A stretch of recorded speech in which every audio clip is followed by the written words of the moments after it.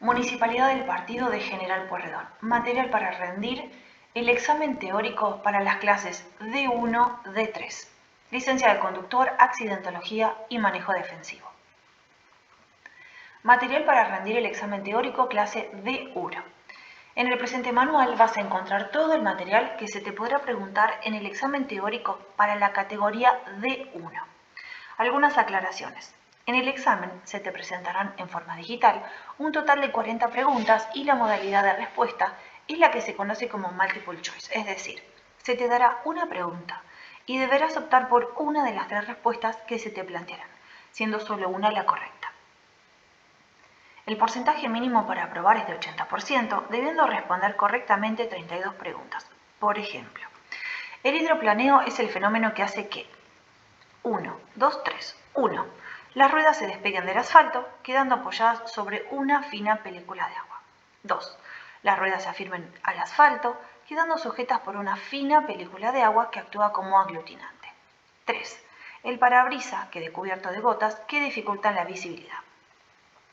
La respuesta es la 1. Las ruedas se despegan del asfalto, quedando apoyadas sobre una fina película de agua. Más allá de encontrarlo en este material, también lo podemos encontrar en YouTube con todos los capítulos grabados o en el material de estudio que lo vamos a encontrar en el PDF. Por ejemplo, acá, hidroplaneo es el fenómeno que hace que las ruedas se despeguen del asfalto quedando apoyadas sobre una fina película de agua. La pregunta se plasma en la parte superior de la pantalla y las opciones de respuesta están identificadas con el número del 1 al 3. En la pregunta del ejemplo, la opción correcta es la 1, por lo que en el control remoto deberás presionar el botón identificado con el 1. Generalidades. Clase D1. Automotores de servicio de transporte de pasajeros de hasta 8 plazas y los comprendidos en la clase D1. En el contexto general de la conducción cotidiana, el usuario de transporte público representa un sector importante de la población. Es por ello que los conductores de estos vehículos, y especialmente los de taxis o remises, deberán nutrirse de las herramientas necesarias a fin de dar respuesta efectiva y fundamentalmente segura a los ciudadanos que diariamente utilizan este servicio para trasladarse. Dentro de este marco, es imprescindible conocer para poder orientar y trasladar en forma segura y eficiente a quienes decidan utilizar el servicio de referencia. La concientización de la comunidad con respecto al cumplimiento de las normas de tránsito es el principal objetivo que se debe perseguir para combatir el problema de la inseguridad vial. En ese sentido, resulta de gran importancia la capacitación de conductores profesionales, ya que una tarea ineficiente por parte del Estado en estos aspectos atenta contra la legitimidad necesaria para demandar seriamente un compromiso por parte de la comunidad. Es que el conductor de transporte público de pasajeros es un hombre, una persona que tiene en su poder la responsabilidad sobre la integridad física de los usuarios del servicio durante el trayecto de los mismos que los mismos realizan.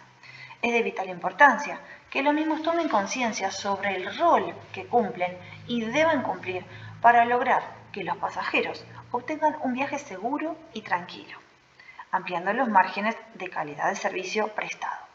Fuente Manual de Conductor Profesional ANSB. Aspectos legales. Introducción. Artículo 20. Conductor profesional. Los titulares de licencia de conductor de las clases C, D y E tendrán el carácter de conductores profesionales, pero para que les sean expedidas, deberán haber obtenido la clase de B al menos un año antes. Para otorgar la licencia clase D, se requerirán al Registro Nacional de Reincidencia y Estadísticas Criminal y Carcelaria los antecedentes del solicitante, denegándosele la habilitación en los casos que la reglamentación determina. No puede otorgarse licencia profesional por primera vez a personas con más de 65 años. En el caso de renovación de la misma, la autoridad jurisdiccional que la expida debe analizar, previo examen psicofísico, cada caso en particular. Marco legislativo. Administración e ingeniería de tránsito, prevención y evacuación de accidentes, técnicas de conducción segura, conocimiento del automotor, educación, investigación y accidentología vial.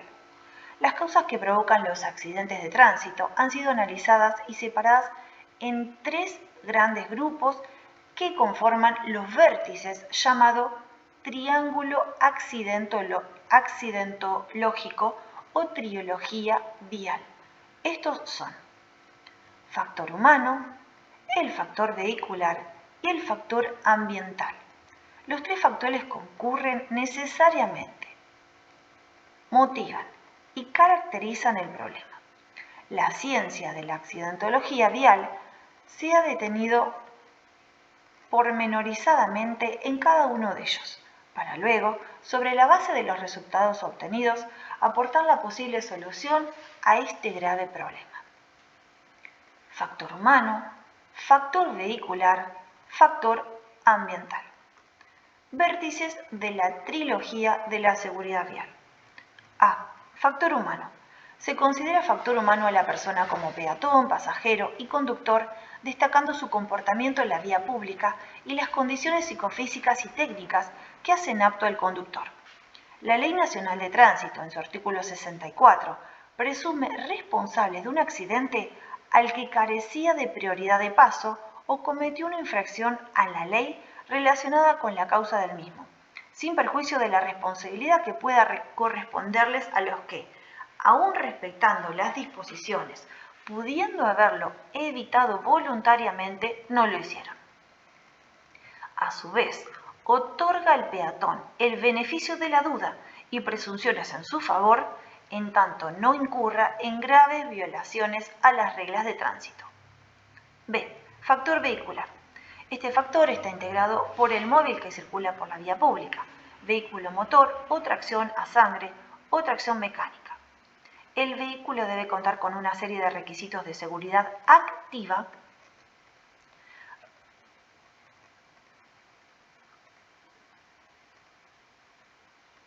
y pasiva para poder circular en perfectas condiciones de estado por la vía pública. La seguridad activa refiere a todas aquellas condiciones en las que debe circular todo vehículo a fin de evitar la producción de siniestros viales y, consecuentemente, priorizar la conducción segura. Entre las exigencias que caracterizan a la seguridad activa del vehículo se puede destacar el sistema de frenos, de iluminación y de aceleración, entre otros. Por su parte, la seguridad pasiva ha sido planificada con el objetivo de evitar daños en las personas, sea que se trate de conductores, pasajeros o transeúntes, una vez producido el siniestro vial, o caso contrario, atenuar las consecuencias. Entre los elementos que caracterizan este aspecto de la seguridad del vehículo se puede citar al cinturón de seguridad, los sistemas de airbag, el apoyacabezas, entre otros. La citada Ley de Tránsito, en su artículo 28, prevé la responsabilidad sobre la seguridad de los vehículos nuevos. Establece al respecto que todo vehículo que se fabrique en el país o se importe para poder ser liberado al tránsito público debe cumplir las condiciones de seguridad activa y pasiva, de emisión de contaminantes y además requerimientos conforme las prestaciones y especificaciones contenidos en los anexos técnicos de la reglamentación. También se establece para todos los vehículos que se fabriquen en el país o se importen una serie de condiciones de seguridad tanto activa como pasiva, requisitos para automotores y sistema de iluminación. Con respecto al parque móvil usado, la norma considera que todos los vehículos automotores, acoplados y semirremolques destinados a circular por la vía pública están sujetos a la revisión técnica periódica y obligatoria a fin de determinar el estado de funcionamiento de las piezas y sistemas que hacen a su seguridad activa y pasiva y a la emisión de contaminantes. C. Factor ambiental. El factor ambiental está integrado por el ambiente, el clima, el camino, su estructura vial, el señalamiento de tránsito vertical, luminoso y horizontal.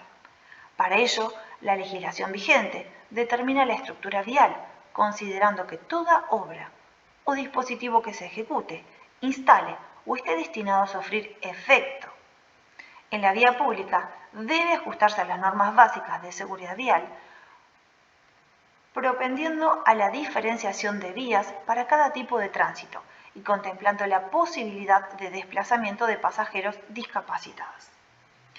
El decreto número 779/95, reglamentario de la Ley de Tránsito, en su anexo L, se determina el sistema de señalización vial uniforme, el que comprende la descripción, significado y ubicación de los dispositivos de seguridad y control de tránsito y la consecuente reglamentación de las especificaciones técnicas y normalización de materiales tecnológicas y tecnologías de construcción y colocación, y además elementos que hacen a la calidad y seguridad de la circulación vial. Responsabilidad de los factores de la trilogía de la seguridad vial. Es tradicional considerar que el siniestro de tránsito es ocasionado por exclusiva responsabilidad del hombre, quien, como usuario de la vía pública, se descuida, no ha sido debidamente educado o bien vulnera las normas que son íntegramente conocidas por él. Se ha demostrado que esto no es cabalmente así. Es importante entender que el entorno influencia al ser humano en su desenvolvimiento diario y que existen muchos factores indirectos sobre los que el hombre no tiene control. Es posible, por ejemplo, que una carretera que no reúne algunos de los atributos de seguridad desencadene un accidente, ya sea por encontrarse mal diseñada, mal señalizada o bien en mal estado, y exceder el normal cometido de una persona prudente, educada y responsable. Del mismo modo, es factible que durante la circulación de un vehículo a motor, alguno de sus elementos de seguridad activa provoque un accidente y se sorprenda a ese mismo hombre con una falla en su funcionamiento que éste no puede prever, o bien los elementos de seguridad pasiva no atenuaron las lesiones que se hubieran podido evitar. Al respecto, la Organización de las Naciones Unidas estableció la responsabilidad de cada uno de los factores en el triángulo de la seguridad vial. Sobre la base de los estudios realizados por la accidentología vial, se han propuesto distintas soluciones que reúnen a todas las disciplinas que deben intervenir para brindar una respuesta integral al problema. Al respecto, existen informes de la Organización de las Naciones Unidas, quien por intermedio de la Organización Mundial de la Salud ha dedicado tiempo y estudios al tema conforme se desprende de su informe mundial sobre la prevención de los traumatismos causados por el tránsito. La Ley Nacional de Tránsito 24.449 y sus normas modificatorias y reglamentarias regulan el uso de la vía pública y son de aplicación a la circulación de personas, animales y vehículos terrestres en la misma, como también a las actividades vinculadas con el transporte, los vehículos, las personas, las condiciones viales, la estructura vial y el medio ambiente en cuanto fueren con causa del tránsito, quedando excluidos los ferrocarriles. La mencionada ley fue sancionada el 23 de diciembre de 1994 y promulgada parcialmente el 6 de febrero de 1995. Su decreto reglamentario número 779, por su parte, fue dictado el 20 de noviembre de 1995. El desconocimiento de la ley o las leyes y decretos que regulan el tránsito no representan un atenuante en la comisión de infracciones a las normas regulatorias. Al respecto del Código Civil, establece claramente este concepto al puntualizar lo siguiente. Artículo 20. Títulos preliminares. Título 1 de las leyes. La ignorancia de las leyes no sirve de excusa si la excepción no está expresamente autorizada por la ley. Insisto, la ignorancia de las leyes no sirve de excusa si la excepción no está expresamente autorizada por la ley. Disposiciones legales vigentes. Prioridades. Artículo 41, Ley 24.449. Una de las principales causas que conspira contra el correcto uso de la vía pública es la creencia de que las prioridades de paso deben respetarse por una cuestión de educación o bien de buenos modales. Este tipo de situaciones generan no pocos inconvenientes en el ordenamiento cotidiano del tránsito, ya que en muchos casos nos encontramos haciendo señales al conductor del otro vehículo para cederle el paso o realizar algún gesto para que aquel pase primero. Si bien estos comportamientos no deberían generar inconvenientes, si los ubicamos en el contexto de tránsito actual, nos daríamos cuenta que son de muy difícil puesta en práctica en una buena cantidad de situaciones con las que nos encontramos todos los días. Aún, en estas circunstancias, en muchos casos solo se habla de la prioridad de paso cuando debemos establecer las responsabilidades luego de un accidente vial. Todo conductor debe ceder siempre el paso en las encrucijadas al que cruza por la derecha. Esta prioridad es absoluta. Todo conductor debe ceder siempre el paso en las encrucijadas al que cruza por la derecha. Esta prioridad es absoluta. Solo se pierde ante las siguientes circunstancias. Se pierde ante las siguientes circunstancias si la señalización específica en contrario. Los vehículos ferroviarios. Los vehículos del servicio público de urgencia en cumplimiento de su función. Los vehículos que circulan por una semiautopista. Antes de cruzar o cruzarla se debe siempre detener la marcha. Se pierde ante estas circunstancias si los peatones que cruzan lícitamente por la calzada por la senda peatonal o por una zona peligrosa señalada como tal, debiendo el conductor detener el vehículo si es que pone en riesgo al peatón. Cuando se desemboque de una vía de tierra a una vía pavimentada. Cuando se circula al costado de una vía férrea respecto del que sale del paso a nivel. Se haya detenido la marcha o se vaya a girar para ingresar a otra vía. Se conduzcan vehículos de tracción a sangre. Si se dan varias de estas excepciones, la prioridad es según el orden que determina la ley. Para cualquier otra maniobra goza de prioridad quien conserva su derecha. Si se dan juntas varias excepciones, la prioridad es según el orden de este artículo. Para cualquier otra maniobra goza de prioridad quien conserva su derecha.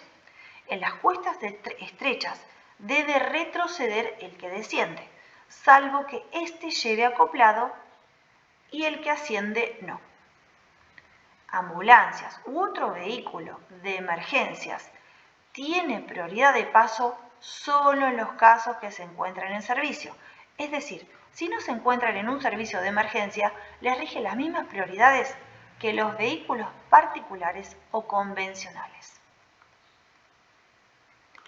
Giros y rotondas. Artículo 43, Ley 24.449. Giros y rotondas. Para realizar un giro debe respetarse la señalización y observar las siguientes reglas. A. Advertir la maniobra con suficiente antelación, mediante la señal luminosa correspondiente. Recuerde, la circulación en la rotonda no debe ser interrumpida. Advertir la maniobra con la suficiente antelación mediante señal luminosa correspondiente que se mantendrá hasta la salida de la encrucijada. Circular desde 30 metros antes por el costado más próximo al giro a efectuar. Reducir la velocidad paulatinamente, girando a una marcha moderada. Reforzar con la señal manual cuando el giro se realice para ingresar en una vía de poca importancia o en un predio frentista. Si se trata de una rotonda, la circulación a su alrededor será ininterrumpida sin detenciones y dejando la zona central no transitable de la misma a la izquierda. Tiene prioridad de paso el que circula por ella sobre el que intenta ingresar, debiendo cederla al que egresa, salvo señalización en contrario. Tiene prioridad de paso el que circula sobre el que intenta ingresar, debiendo cederla al que egresa, salvo señalización en contrario. Senda peatonal. La senda peatonal es el sector de la calzada destinado al cruce de ella por peatones y demás usuarios de la acera. Si no está delimitada, es la prolongación longitudinal de esta. Senda peatonal, línea de frenado. Vereda. Reglas de velocidad. Artículo 50 y siguientes, ley 24.449. Velocidad precautoria. El conductor debe circular siempre a una velocidad tal que, teniendo en cuenta su salud, estado del vehículo y su carga, la visibilidad existente, las condiciones de la vía y el tiempo y densidad del tránsito, tenga siempre el total dominio de su vehículo y no entorpezca la circulación. De no ser así, deberá abandonar la vía o detener la marcha. Velocidad precautoria. Artículo 50, ley 24.449. Velocidad precautoria. El conductor debe circular siempre a una velocidad tal que, teniendo en cuenta su salud, el estado del vehículo y su carga, la visibilidad existente, las condiciones de la vía y el tiempo, densidad de tránsito, tengan siempre el total dominio de su vehículo y no entorpezca la circulación. De no ser así, deberá abandonar la vía o detener la marcha.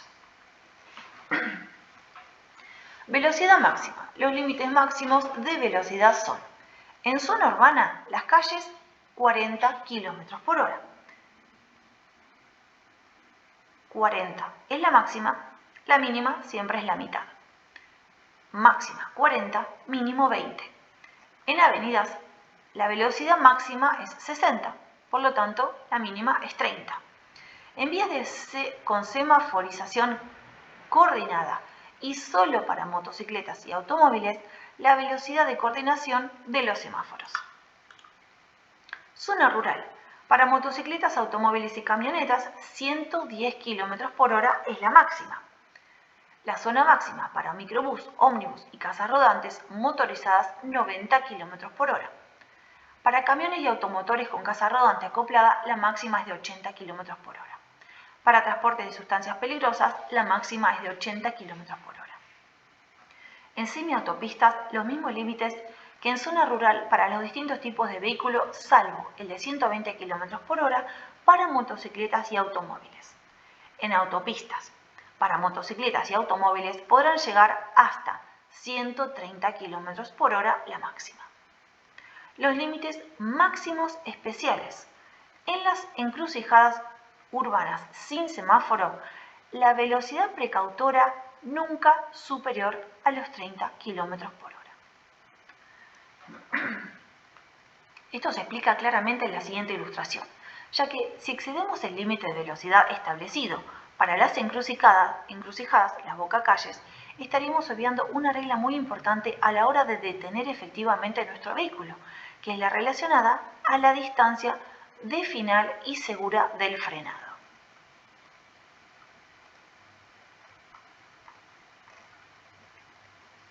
A 40 km por hora tenemos 10 metros. La distancia de frenado, el tiempo de reacción son 16 metros. La distancia total del frenado. Por ejemplo, a 40 km por hora son necesarios 16 metros para frenar el vehículo que conducimos. Esto en condiciones óptimas, es decir, con asfalto seco, buenas condiciones del vehículo y por sobre todo con un conductor atento. Por lo que si una intersección, boca calle o encrucijada tiene una dimensión total y aproximada de 10 metros, nos será imposible, desde el punto de vista de la física, poder detenernos con seguridad sin dañar a lo que se encuentre del otro lado de la encrucijada en cuestión. Por ello es que la ley determina esta velocidad prudente y segura de cruce en las encrucijadas, sin semáforo, ya que además de la acción de frenar, debemos sumarle el tiempo de reacción del conductor al momento de comenzar la maniobra, el que también se traduce en metros, si es que pretendemos frenar en forma segura y eficaz. En los pasos a nivel sin barrera ni semáforos, la velocidad precautora no superior a los 20 km por hora y después de asegurarse el conductor que no viene un tren. En proximidad de establecimientos escolares, deportivos y de gran afluencia de personas, la velocidad precautoria no mayor a 20 km por hora, es decir, máxima 20 km por hora durante su funcionamiento. En rutas que atraviesan zonas urbanas, 60 km por hora, salvo señalización en contrario. Los límites mínimos. Se respetarán además los siguientes límites. En zona urbana y autopistas, la mitad del máximo fijado para cada tipo de vía. En caminos y semiautopistas, 40 km por hora, salvo los vehículos que deban portar permisos y las maquinarias especiales. Señalizados. Los que establezca la autoridad de tránsito en los sectores del camino en los que así lo aconseje la seguridad y fluidez de la circulación. Distancia de seguridad. La distancia de seguridad es el espacio suficiente que debemos dejar para no chocar con el vehículo de adelante. Manteniendo una distancia adecuada nos permite utilizar menos los frenos y como consecuencia nos permite también aceleraciones bruscas y repetidas durante la circulación. Una buena distancia de seguridad nos permite disponer de un mayor tiempo de reacción, aprovechando de esta manera todo el espacio del que disponemos para la realización de maniobras evasivas y tendientes a evitar un siniestro vial. La Ley de Tránsito, en su artículo 48, Ley 24.449 y modificatorias, determina en el inciso G que tenemos prohibido conducir a una distancia menor de la prudente con respecto al vehículo que nos precede, no asignando un valor determinado a la misma. Sin embargo, existen parámetros internacionales que debemos tener en cuenta a la hora de respetar esa importante distancia de seguridad.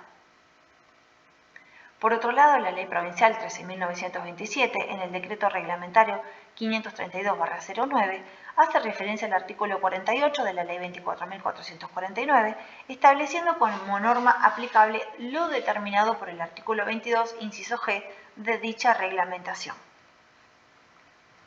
La distancia de seguridad mínima requerida entre vehículos de todo tipo que circulan por un mismo carril es aquella que resulte prudente, teniendo en cuenta la velocidad de marcha y las condiciones de la calzada y del clima, y que resulte de una separación en tiempo de por lo menos 2 segundos. Esta incorporación a la ley provincial nos da cuenta claramente de la importancia de la distancia de seguridad tiene en la conducción diaria. Ahora pasemos a explicar la regla de los 2 segundos. Elegimos un punto de referencia en la vía por donde veremos pasar al vehículo en que nos precede, que es aquel que circula delante de nosotros. Cuando ese vehículo pasa por ese punto de referencia, contamos en forma pausada, 1101, 1102, lo que el tiempo representado 2 segundos aproximadamente. Si nuestro vehículo llega al punto de referencia antes de finalizar la cuenta, esto significa que vamos muy cerca. En ese caso, debemos desacelerar un poco, no bruscamente, y realizar el conteo nuevamente, tomando otro punto de referencia. Si por el contrario llegamos al punto de referencia después de nuestra cuenta, es que vamos bien y a una correcta distancia de seguridad. Esta técnica es aproximada y depende de cuán rápido o lento contemos. Sin embargo, como regla general, es correcta y nos permitirá anticipar cualquier frenada o detención del vehículo de adelante sin que ello signifique colisionar con él.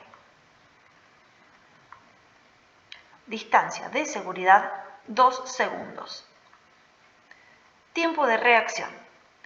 El tiempo que necesitamos para detenernos depende de nuestra velocidad, de las condiciones de la carretera, de las condiciones del vehículo y principalmente del grado de atención del conductor. El tiempo de reacción promedio de un conductor es de 3/4 de segundo en promedio. Esto es el tiempo que ve el peligro, levanta el pie del acelerador y pisa el freno. Cada segundo que alejamos la vista de la calle es un segundo más que sumamos a nuestro tiempo de reacción, siendo estos muy importantes en ocasión en que se nos presenta una emergencia. Mediante la anticipación, junto con una adecuada distancia de seguridad, es posible reconocer las características de tránsito y sus potenciales situaciones, permitiendo contar con más tiempo de reacción ante posibles imprevistos derivados del entorno considerado. Advertir a tiempo las situaciones peligrosas y adoptar oportunamente medidas convenientes nos evitará la posibilidad de enfrentar situaciones peligrosas. Para conducir en la vía pública sin ocasionar o sufrir accidentes, debemos estar en buena condición física, en especial tener la capacidad de escuchar, ver o percibir cualquier peligro potencial. Todos necesitamos un lapso de tiempo para reconocer una situación y actuar en consecuencia. Conducir en el tránsito actual implica tomar una gran cantidad de decisiones en un periodo muy corto de tiempo. Esto es, en un promedio de unas 80 decisiones por minuto, en el medio de una complicación urbana. Si alguno de los pasos que realizamos es incorrecto o demasiado lento, estaremos ante la posibilidad de, en algunos casos, sufrir una infracción de tránsito y en otros casos sufrir un accidente, cuya gravedad dependerá exclusivamente de la velocidad que desarrollemos. Es importante tener en cuenta que cuando prestamos poca atención a las circunstancias que nos rodean, nuestro tiempo de reacción aumenta considerablemente. Ni que hablar si nos encontramos bien físicamente. Ocasiones estas en las que nuestro tiempo de reacción aumenta hasta el doble o más, dependiendo de la situación de que se trate. El alcohol, las drogas o ciertos medicamentos hacen aumentar el tiempo de reacción, ya que aletargan nuestros sentidos, disminuyendo nuestra capacidad de reacción o distorsionando la realidad. La distancia de reacción más la distancia de frenado es igual a la distancia total de frenado. Es decir, la distancia total de frenado es la distancia de reacción más la distancia de frenado. Alcoholemia. El alcohol es otro de los factores de riesgo más frecuentes implicados en los accidentes de tráfico. Son muchas las muertes que se pueden evitar si todos hacemos un consumo responsable de alcohol y nunca conducimos bajo sus efectos. Por ejemplo, se ha llegado a calcular de que cada 100 accidentes mortales el alcohol está implicado en uno u otro modo entre 30 y 50 de ellos. Todos sabemos que la conducción bajo los efectos del alcohol es peligrosa. Sin embargo, muy pocos conductores saben a qué riesgos se exponen exactamente cuando conducen de este modo. Muy al contrario, son muchos los mitos y las falsas creencias que circulan respecto al alcohol y la conducción. Basándonos en una información adecuada, debemos ser capaces de valorar el verdadero riesgo que va a derivarse de una conducción asociada al alcohol. Además, debemos ser conscientes de que si solemos beber y conducir, que el accidente se produzca es nuevamente una mera cuestión de tiempo.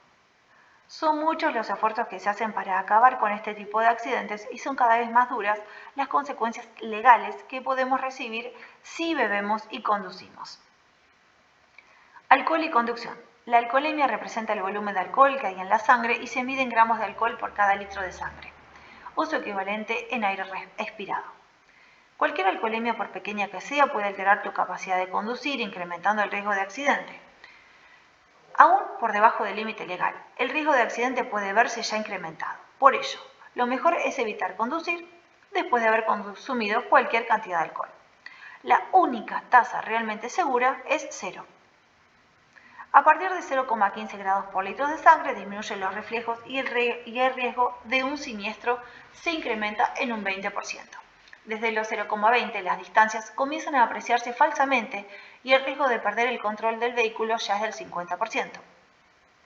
Con un valor de 0,30 comienza a subestimarse la velocidad de circulación, con lo que se duplica la posibilidad de generar un siniestro vial. A partir de un valor de 0,8 se advierte la tal perturbación en el comportamiento del conductor que el potencial riesgo se multiplica por 4,5. Hasta ese límite, la conducción es considerada riesgosa y si se detecta una presencia de alcohol por encima de ese valor, ya pasa a ser evaluada peligrosa para sí y para terceros. Con 1,20 de alcohol en sangre, los efectos sobre el conductor son una fuerte fatiga y pérdida de visión y el riesgo se multiplica por 9. A un valor de 1,5, el estado es de embriaguez notoria. En este último caso, el riesgo se multiplica por 16. El alcohol es un claro factor de riesgo en la conducción. relacionado con un elevado número de accidentes de tráfico en rutas y en la ciudad. Por ello, para lograr mayor seguridad en las vías públicas, es fundamental que conozcamos todos los aspectos de consumo de bebidas alcohólicas y su relación con la conducción de vehículos. La mayoría de las veces en las que un conductor determinado bebe y conduce no suele acabar sufriendo un accidente. Por ello es muy fácil que dicho conductor llegue a pensar que no hay peligro y repita este comportamiento. La presencia de alcohol en sangre distorsiona la percepción y la conducta, retarda las decisiones y conduce a comportamientos erróneos. Se debe estar consciente del riesgo que trae conducir bajo los efectos de alcohol, por mínimo que éste sea, transmitiendo una falsa sensación de seguridad con un alto riesgo a causa de la baja percepción del riesgo. El bebedor social, es decir, quien bebe moderadamente en fiestas o reuniones, cree que no es peligroso. Sin embargo, es quien más riesgo tiene para sí y para los otros habitantes de la vía, produciendo siniestros inexplicables para personas que habitualmente conducen muy bien. Aunque dos personas beban la misma cantidad de alcohol, es muy poco probable que alcancen la misma tasa de alcoholemia o que lo hagan en el mismo momento. Incluso si es una misma persona la que toma alcohol en 2 días distintos, la tasa de alcoholemia que alcance también puede variar. Las personas menores de 18 años y los mayores de 65 son más susceptibles a los efectos indeseables del alcohol, por lo que es muy común que tengan un notable deterioro de sus capacidades psicofísicos a la hora de conducir. De todos modos, la cantidad de alcohol consumida, aunque el factor determinante no es el único que se debe considerar para evaluar la aptitud para conducir de un individuo. La contextura física, la edad, el sexo, la habitualidad en la ingesta, el tipo de bebida, el tiempo que se tarda en consumirla, si se acompañó la ingesta con comida, si se realizó actividad física previamente o posterior a la ingesta. Todos estos factores hacen que sea complejo definir un valor a partir del cual determinar si alguien está o no en condiciones de conducir. Por ello, la exigencia de 0 alcohol en sangre que ya rige para los choferes profesionales, tanto de transporte de pasajeros como de carga, parece ser el camino más adecuado y seguro. Aspectos legales. En nuestro país, la tolerancia de alcohol en sangre es 0, en el partido de General Porredón es 0.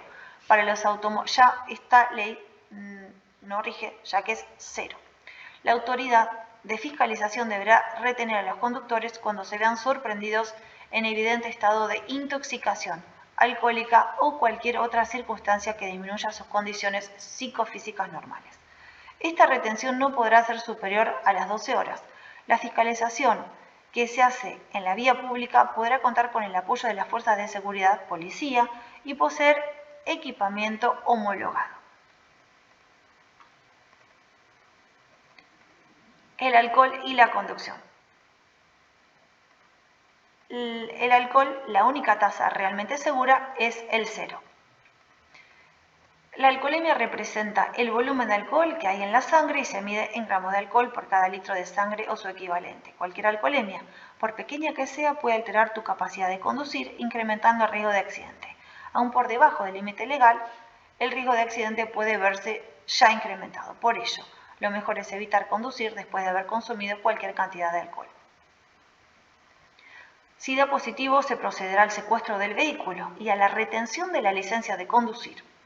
Si da positivo, se procederá al secuestro del vehículo y a la retención de la licencia de conducir. La negativa a realizarse la prueba constituye una falta grave. En caso de negarse el conductor a realizar la prueba de alcoholemia o toxicológica, será presunción de que se encuentra en situación de resultado positivo. En caso de comprobarse que el conductor se encuentra ebrio o drogado, el vehículo será secuestrado y solo podrá ser restituido por el juez de faltas.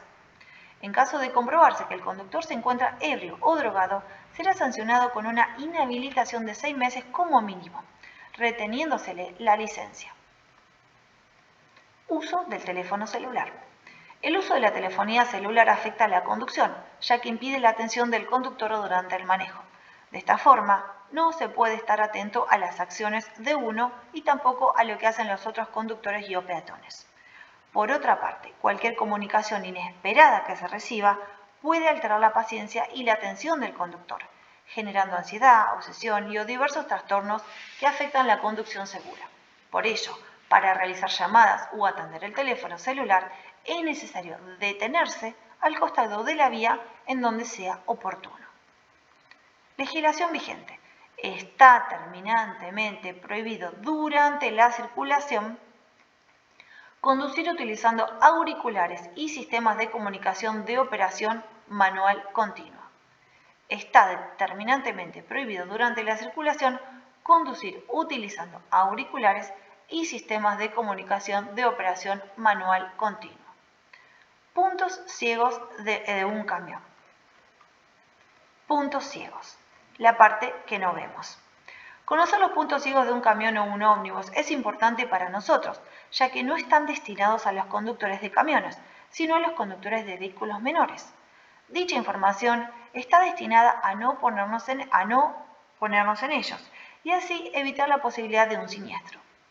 La altura donde se encuentra la cabina, sumado a la convencionalidad de los espejos retrovisores, es decir, a la falta de espejos convexos, hacen que el conductor de un camión no posea una visión completa de la calzada, dejando un área considerable de punto ciego, donde no existe posibilidad alguna de percibir objetos a sus costados. En este gráfico mostramos cuáles son las áreas ciegas del camión, donde se aprecia la nula visión trasera y la gran dificultad para divisar vehículos de menor porte, incluso si están paralelos o cerca de la cabina. Puntos ciegos, aquí el conductor no los ve, punto ciego, aquí tampoco, acá tampoco lo puede ver y en este punto ciego tampoco. Hidroplaneo. Los días de lluvia a velocidades superiores a los 50 km por hora se empieza a formar debajo de las cubiertas una fina película de agua que hace que las ruedas pierdan contacto con el asfalto. Cuando esto ocurre no hay fricción. No hay fricción alguna para frenar, acelerar o girar, incrementando ampliamente las posibilidades de un siniestro vial. Los días de lluvia a velocidades superiores a los 50 km por hora se empieza a formar debajo de las cubiertas una fina película de agua que hace que las ruedas pierdan contacto con el asfalto. Cuando esto ocurre no hay fricción alguna para frenar, acelerar o girar, incrementando ampliamente las posibilidades de un siniestro vial. Neumáticos. Los neumáticos son uno de los elementos de seguridad más importantes de nuestro vehículo. Estos son el único punto de apoyo con el suelo y participan en 3 de los aspectos fundamentales en la conducción: estabilidad, suspensión y frenada. La presión y el dibujo de las ruedas son 2 aspectos a tener en cuenta, ya que su estado influye notoriamente sobre el comportamiento del vehículo. Es recomendable verificar la fecha de vencimiento de nuestros neumáticos, ya que se encuentra en el costado del mismo. Tampoco debemos olvidar que las ruedas disponen de testigos que nos indican cuándo debemos cambiar el neumático. Los neumáticos constituyen un elemento esencial en la seguridad activa de nuestro vehículo. Por tal motivo, es conveniente no descuidar y prestar especial atención a su estado. De ellos depende gran parte de nuestro éxito al realizar determinado tipo de maniobras y muy especialmente aquellas tendientes a evitar un accidente. Es parte de la seguridad activa. Tengamos en cuenta que las ruedas son las únicas partes de nuestro vehículo que entran en contacto directo con el suelo, dependiendo de ellas para lograr confort de marcha, estabilidad y potencia de frenado. La presión y el estado del dibujo son aspectos muy importantes a tener muy en cuenta para garantizar que nuestros neumáticos cumplen correctamente con su función. La legislación vigente determina que la profundidad del dibujo nunca debe ser inferior a 1,6 milímetros en la banda más ancha de la rodadura. Adelantamiento. Todo adelantamiento debe hacerse por la izquierda, advirtiendo con luces de giro la intención de sobrepasar. Izquierda al inicio y derecha al retomar, para indicar al vehículo que viene detrás que puede pasar encienda la luz derecha. Artículo 42, Ley 24.449. El adelantamiento a otro vehículo siempre debe hacerse por la izquierda. El que sobrepase deberá constatar previamente que a su izquierda la vía esté libre de una distancia suficiente para evitar todo riesgo y que ningún conductor que lo sigue lo esté a su vez sobrepasando. Debe tener la visibilidad suficiente y no iniciar la maniobra si se aproxima a una encrucijada, curva, puente, cima de la vía o lugar peligroso. Debe advertir al que le precede su intención de sobrepasarlo por medio de destellos de las luces frontales o la bocina en zona rural. En todos los casos debe utilizar el indicador de giro izquierdo hasta concluir su desplazamiento lateral. Debe efectuarse el sobrepaso rápidamente, de forma tal de retomar su lugar a la derecha, sin interferir la marcha del vehículo sobrepasado. Esta última acción debe realizarse con el indicador de giro derecho en funcionamiento. El vehículo que ha de ser sobrepasado deberá, una vez advertida la intención de sobrepaso, tomar las medidas necesarias para posibilitarlo circular por la derecha de la calzada y mantenerse, y eventualmente reducir su velocidad. Para indicar a los vehículos posteriores la inconveniencia de adelantarse, se pondrá la luz de giro izquierda, ante la cual los mismos se abstendrán de sobrepaso. Los camiones y maquinaria especial facilitarán el adelantamiento en caminos angostos, corriéndose a la banquina periódicamente. Excepcionalmente podrá adelantarse por la derecha cuando. Excepcionalmente podrá adelantarse por la derecha cuando el anterior ha indicado su intención de girar o de detenerse a su izquierda. Excepcionalmente podrá adelantarse por la derecha cuando en un embotellamiento la fila de la izquierda no avanza o es más lenta. Ahora hablemos de la ley y de las responsabilidades que tenemos como conductores y usuarios de la vía pública al momento de utilizarla. Al respecto de la ley 24.449 establece que, artículo 39, condiciones para conducir. Los conductores deben, antes de ingresar a la vía pública, verificar que tanto él como su vehículo se encuentren en adecuadas condiciones de seguridad, de acuerdo con los requisitos legales bajo su responsabilidad.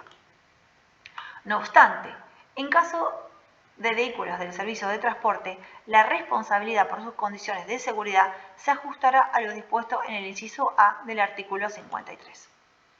En la vía pública, circular con cuidado y prevención, conservando en todo momento el dominio efectivo del vehículo o animal, teniendo en cuenta los riesgos propios de la circulación y demás circunstancias de tránsito. Cualquier maniobra debe advertirla previamente y realizarla con precaución, sin crear riesgo ni afectar la fluidez del tránsito. Utilizarán únicamente la calzada sobre la derecha y en el sentido señalizado, respetando las vías o carriles exclusivos y los horarios de tránsito establecidos. Artículo 53. Exigencias comunes. Los propietarios de vehículos del servicio de transporte de pasajeros de carga deben tener organizado el mismo modo que a. Los vehículos circulen en condiciones adecuadas de seguridad, siendo responsables de su cumplimiento. No obstante, la obligación que pueda tener el conductor de comunicarles las anomalías que detecte. Campo visual y velocidad. La mayor parte de la información que recibimos mientras conducimos la recibimos por medio de nuestros ojos. La zona que abarca la vista es el llamado campo visual, que puede estar afectado por factores tales como el diseño del vehículo, las condiciones climáticas, el tránsito, la velocidad de circulación, el estado físico del conductor. No siempre se toma en cuenta la significación que el uso de un adecuado campo visual tiene para una conducción segura. En las intersecciones puede haber escasa visibilidad y se requiere mayor campo visual exigiendo un adelantamiento prudente. Otros vehículos, objetos o vegetación que impidan la visión, ramas de árboles, puestos de venta, etc. Edificaciones, columnas, postes, carteles publicitarios, falta de iluminación propia o del ambiente. En zona rural, la visibilidad depende del alcance de las luces propias, la velocidad y el campo visual. Al aumentar la velocidad, disminuye la percepción de los objetos a los lados. A los 40 km por hora, el campo visual se produce a 100 grados. A 100 km por hora, el campo visual disminuye a 50 grados aproximadamente. Campo visual: visión de 100, visión de 75, visión de 45 grados. En este sentido, durante la conducción es de gran importancia mantener un adecuado campo visual mediante la mirada hacia adelante a suficiente distancia, a unos 200 metros. La modificación constante del campo visual, mirando detrás del vehículo por los espejos retrovisores interiores y exteriores. Una mirada atenta, alternativamente a mayor o menor lejanía, que permite contemplar de forma más amplia la circulación de la vía. Se debe mantener una posición adecuada, tanto de los espejos retrovisores como de los asientos del vehículo, y es recomendable no obstaculizar la visión con diversos elementos o vidrios que impidan la visual a los automóviles que circulan detrás. El desplazamiento de peatones y conductores implica distintas velocidades de circulación y estas distintas velocidades generan distintos espacios, lo que hace que se generen intereses contrapuestos de unos y de otros. El peatón tiene sus intereses, el conductor otro, el transportista o el conductor profesional otro, etc., haciendo que el fenómeno de la conducción sea una tarea compleja e imprescindible. Y esto implica desigualdades en los distintos tipos de usuarios, ya que no todos tienen las mismas características propias de su distinta condición. Como por ejemplo, los menores en el tránsito, los que representan un punto a tener en cuenta, especialmente cuando nos referimos al campo visual, ya que no tienen el mismo campo visual que un adulto, es decir, 180 grados. Por el contrario, un menor tiene un campo visual aproximadamente de 110 grados, por lo que es una condición que como conductores debemos tener en cuenta, principalmente cuando se aproxima a una encrucijada y van a cruzar una intersección, ya que esta limitación propia de su edad impide en varias oportunidades tener una real dimensión de los peligros a los que puedan estar expuestos en los laterales, debiendo los conductores adaptar sus conductas para evaluar y posteriormente evitar cualquier situación de riesgo. Régimen de sanciones previstas, Ley 24.449 y modificaciones, Ley 13.927 y Decreto 532/09. Recordemos algunos aspectos generales y tengamos en cuenta que la garantía de la libertad de tránsito es un derecho que todas las personas tienen y que radican en la posibilidad de circular libremente.